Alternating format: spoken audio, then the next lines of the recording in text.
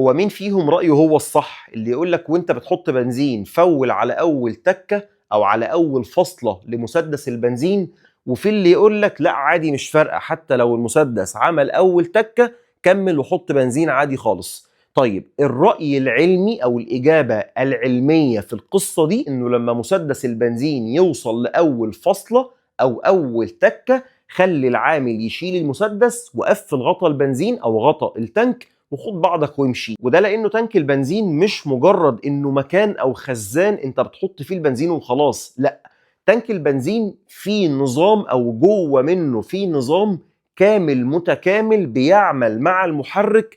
النظام ده اسمه نظام او منظومة اعادة تدوير ابخرة الوقود.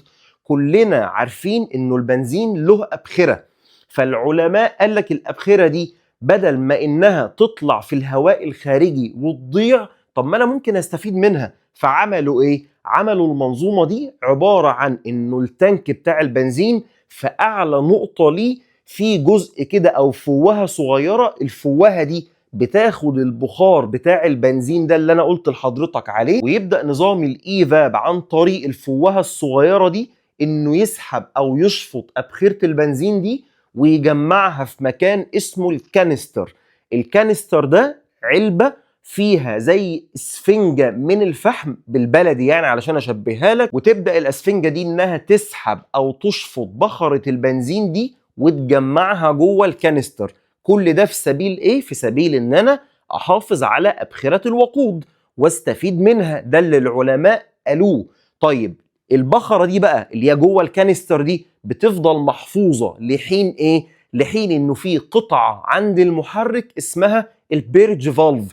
القطعة دي لما المحرك او لما الكنترول بيحتاج ابخرة الوقود دي، يبدأ يقول للبيرج فالف ده انه يفتح فياخد الابخرة اللي ورا دي اللي عند الكانستر اللي هي جوه الاسفنجة دي، فتبدأ البخرة دي انها تروح للمحرك وتدخل جوه الانتيك مانيفولد.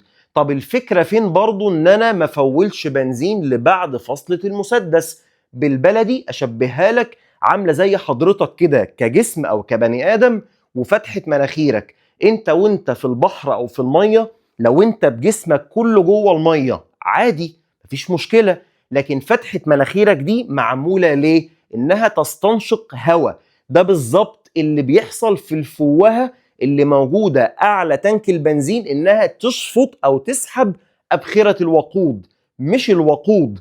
فاللي بيحصل لحضرتك في البحر لو أنت نزلت كلك بفتحة مناخيرك هتستنشق إيه؟ هتستنشق مية، فبالتالي إيه اللي هيحصل؟ فحضرتك هتشرق، فلما هتشرق هتموت، خلاص انتهينا. ده نفس اللي بيحصل بالظبط في نظام أو في الفوهة بتاعة أبخرة الوقود.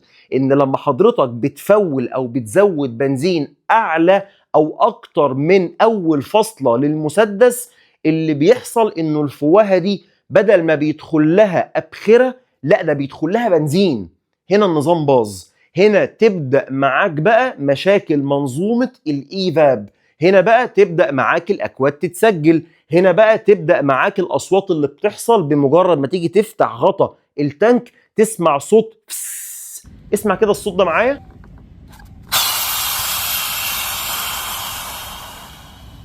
ده غير كمان انك بتبدأ معاك مشاكل تانية، زي مثلا انك لما تيجي تفول في المحطة بتاعت البنزين وتحط المسدس، تلاقي التانك بتاع البنزين بياخد البنزين على دفعات. ممكن تلاقي نفسك بتفول العربية على 7-8 مرات، وكل ده سببه انه منظومة الايفاب حصل فيها مشكلة. وكل ده سببه انه حضرتك بتفول بنزين بعد اول تكة او بعد اول فصلة لمسدس البنزين، وبعد كده ما تفولش بنزين بعد اول تكة او بعد اول فصلة لمسدس البنزين. اشوفكم دايما بكل خير، دمتم سالمين، سلام عليكم.